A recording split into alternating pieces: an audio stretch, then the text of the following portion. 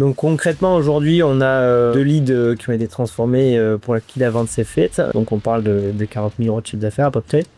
Si son produit est bon, ça coûte moins cher qu'un commercial et que je pense que le ROI est largement bon et donc il faut le tenter. Forfait que vous proposez, une entreprise se doit d'essayer. Ouais. Salut Benjamin, merci d'avoir accepté mon invitation. On va voir ensemble comment on travaille depuis avril. On a généré 400 leads, tout compris. Tu as 2 closings qui ont été faits. Maintenant, je vais te poser des questions.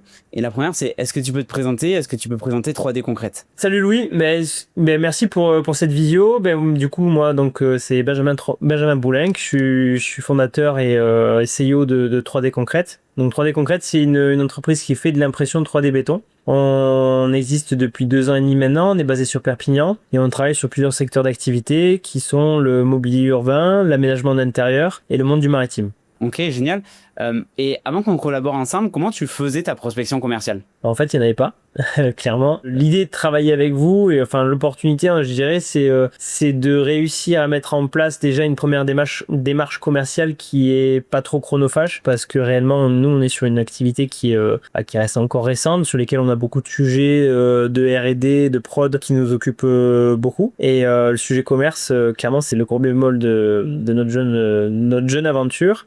Et donc, vous faites partie des premiers axes stratégiques, des premières démarches commerciales qu'on a mis en place. Donc, l'idée, c'était de pouvoir un début d'activité commerciale sans y passer trop de temps parce qu'on n'avait pas les ressources humaines pour le gérer. Mais parfait. Donc, gain de temps pour accélérer du coup cette croissance. Comment vous avez découvert? C'est par un partenaire, c'est ça? Ouais, c'est en collaboration, enfin c'est en travaillant avec Inify, le nom des B2B est venu sur la discussion, et puis quand il m'a décrit le concept, je me suis dit écoute, fais-les-moi rencontrer.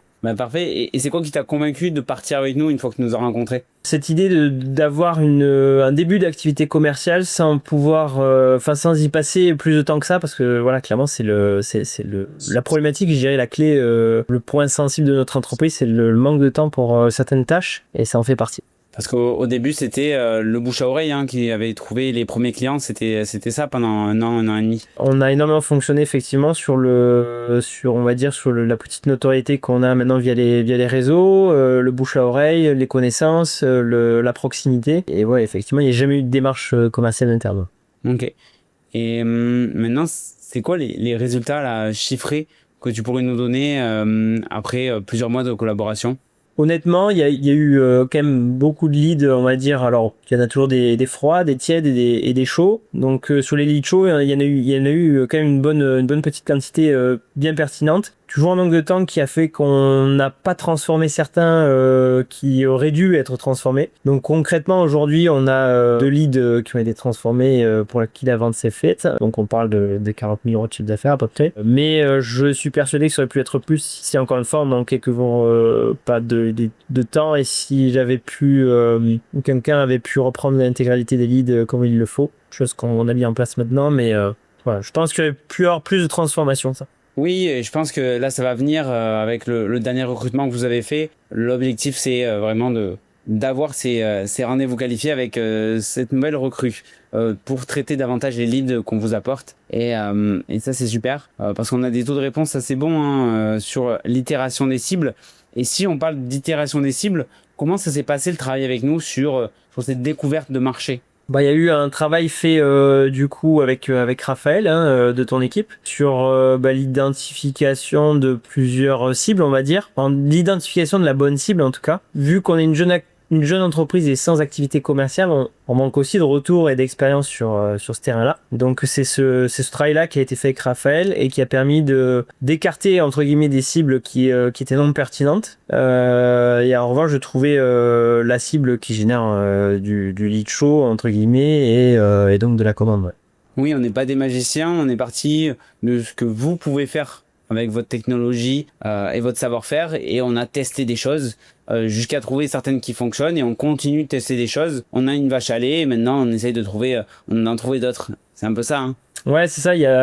Donc, clairement au début c'était Je le pressentais, mais il fallait le tester quand même. C'est la première campagne a été un peu un échec, hein, et donc du coup, on a compris qu'il fallait écarter cette cible-là. La deuxième, pour le coup, on a senti qu'il y avait beaucoup plus de retours, et après, il y a eu ça a été affiné un peu la façon d'approcher le prospect. Et aujourd'hui, c'est vrai qu'il y a toujours l'axe principal, on va dire, qui est l'objectif, et on va dire la majorité des mails que vous envoyez la prospection, elle est sur cet axe-là, mais il y a toujours un axe parallèle qui permet d'aller tester de nouveaux prospects et de nouveaux personas. Et ouais, tout pas mal.